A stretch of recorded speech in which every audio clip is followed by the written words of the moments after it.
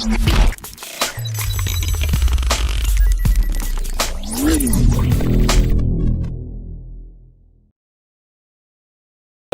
warahmatullahi wabarakatuh. Salam sejahtera untuk kita semuanya. Dan nggak lupa tetap kita panjatkan puja dan puji syukur kita kehadirat Allah Subhanahu Wa Taala dan junjungan Nabi besar Muhammad SAW yang telah membimbing kita dalam menuju jalan yang benar, yaitu dinil Islam. Perkenalkan, nama saya Izi Ahmad Fatoni. Di sini saya pemateri kegiatan MPLS siswa baru. Pertama-tama saya ucapkan selamat untuk siswa SMK Miftahul Huda. Kalian sudah diterima dan menjadi warga SMK Miftahul Huda. Pesan saya kepada kalian, yang pertama, selalu semangat. Kedua, jangan sampai kecewakan orang tua. Yang ketiga, terus belajar dan terus belajar.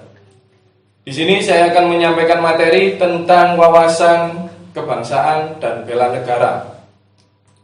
Jadi untuk kita memahami tentang wawasan kenegaraan atau wawasan kebangsaan dan bela negara, itu hukumnya fardu ain atau wajib. Jadi wawasan Nusantara dan bela negara bukan hanya milik Dewan Guru, tentara, kepolisian, pejabat berwenang ataupun pejabat pemerintahan, tetapi itu juga termasuk tanggung jawab kita semuanya, apalagi generasi penerus bangsa, yaitu kalian semuanya. Yang pertama yaitu materi pokoknya mengenai landasan kehidupan berbangsa dan bernegara. Yang pertama yaitu konsep wawasan Nusantara dan wawasan kebangsaan. Yang kedua, konsensus dasar berbangsa dan bernegara dalam persatuan dan kesatuan. Jadi membentang luas negara Indonesia yang memiliki peringkat kedua se-Asia Tenggara luasnya dan peringkat ketujuh sedunia, memiliki negara atau memiliki predikat negara yang terluas di dunia. Jadi kalian wajib bangga, kalian dilahirkan dan dibesarkan di Indonesia, dan kalian wajib mencintai Indonesia kalian. Karena kenapa? Dari Sabang sampai Merauke itu berjajar banyak sekali pulau, kurang lebih 17.000 pulau. Dan saya baca berita atau media massa, itu ada kurang lebih 3.000 pulau belum ada namanya. Jadi bayangkan ketika nanti pemerintah membuat kebijakan, ini cuma angan-angan kita, boleh membeli pulau di Indonesia. Bayangkan pulau itu kalian namai sendiri. Kalau saya, pasti saya beri nama Pak Tony Lovers untuk pulau saya. Jadi negara kita itu sangat kaya. Bayangkan 17.000 dan 3.000 pulau. Itu dibagi ke seluruh siswa SMK Miftahul Huda, masih sosok atau masih sisa.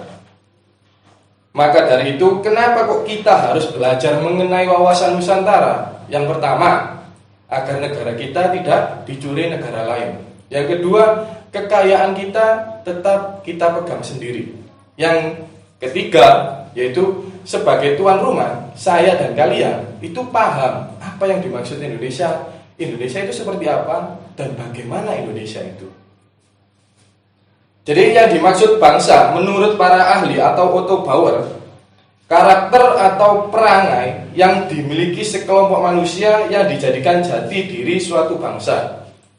Sedangkan menurut Ernest Renan, arti bangsa yaitu sekelompok manusia yang memiliki kehendak untuk bersatu sehingga merasa dirinya satu, atau le désir d'être ensemble.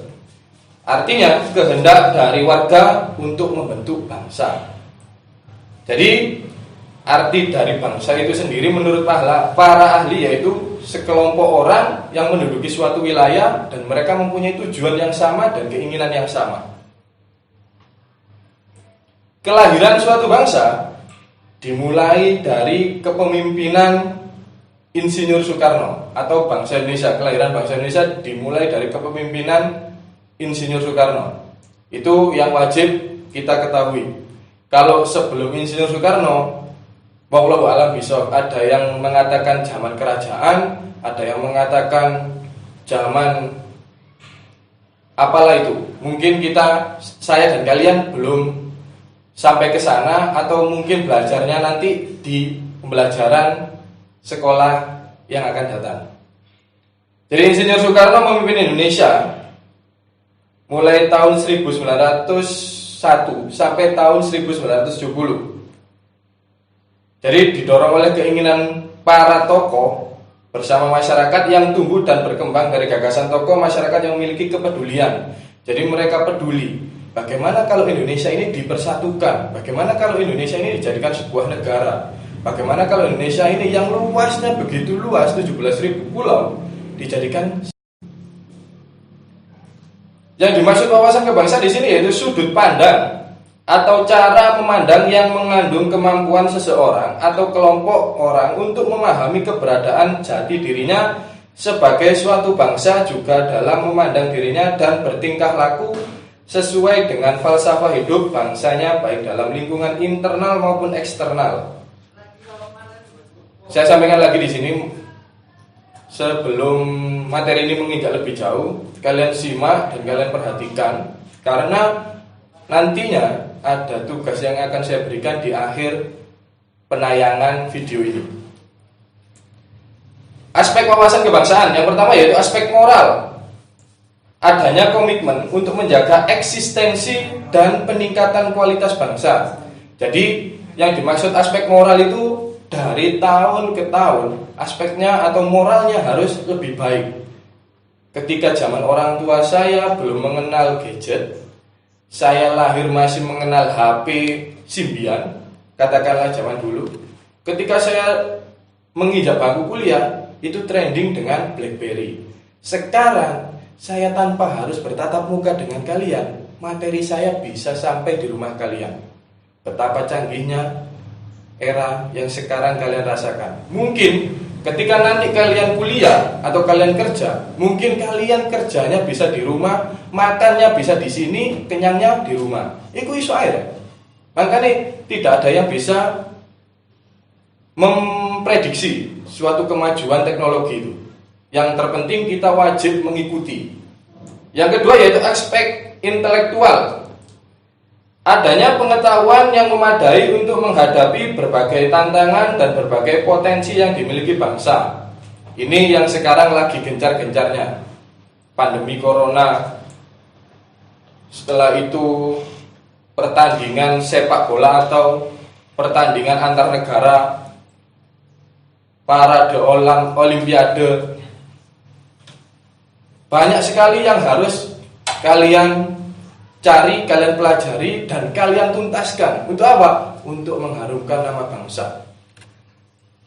Yang ketiga atau yang keempat, nilai wawasan kebangsaan. Yang pertama yaitu pengorbanan, kedua kesederajatan, yang ketiga kekeluargaan. Meskipun kalian lahir dari keturunan orang kaya, orang menengah, dan orang kurang mampu, tetapi kalian tetap menjadi satu, yaitu bangsa Indonesia, dan hidup dibesarkan di negara Indonesia. Yang wajib kalian ketahui, negara Indonesia itu tidak berdiri dengan adanya presiden, DPR, masyarakat, dan sebagainya. Tapi negara ini ada karena ada pilar-pilar yang menyangga kokohnya negara Indonesia sampai sekarang. Yang pertama yaitu Pancasila sebagai dasar bangsa Indonesia. Kemudian pilar kedua UUD 1945. Pilar ketiga yaitu Negara Kesatuan Republik Indonesia, dan pilar keempat adalah Bhinneka Tunggal Ika, atau yang artinya berbeda-beda tapi tetap satu jua. Dan atapnya atau yang mengayomi semua yang ada di bawah pilar itu tadi yaitu negara Indonesia atau bendera merah putih. Menginjak materi selanjutnya yaitu mengenai nilai-nilai dasar bela negara. Yang pertama, yaitu cinta tanah air dan bangsa. Kedua, kesadaran berbangsa dan bernegara. Yang ketiga, yakin Pancasila sebagai ideologi negara. Yang keempat, rela berkorban untuk bangsa dan negara. Yang kelima, memiliki kemampuan awal bela negara. Jadi untuk kalian siswa SMK Miftahul Huda, cara menerapkan bela negara dan wawasan kebangsaan, yang pertama yaitu wajib mencintai lingkungan. Kedua, tidak membeda-bedakan teman. Yang ketiga, selalu hormat dan patuh kepada orang tua dan guru. Dan yang keempat, selalu mencintai negara Indonesia. Itu yang paling penting. Selain bertakwa kepada Tuhan, yang kedua yaitu bertakwa kepada negara dan bangsa. Yang ketiga, bertakwa kepada orang tua dan guru. Jadi nilai-nilai dasar bela negara ini yang wajib kalian miliki dan wajib ada di dalam diri kalian. Sekian materi dari saya. Mungkin kurang lebihnya saya mohon maaf apabila ada kesalahan tutur kata, ucapan yang mungkin tidak berkenan di hati kalian. Saya atas nama pribadi dan atas nama lembaga SMK Miftahul Huda, saya minta maaf sebesar-besarnya. Jangan lupa saya beri tugas untuk kalian. Yang pertama, tugasnya yaitu sebutkan menurut bahasa kalian yang kalian ketahui tentang wawasan kebangsaan dan bela negara.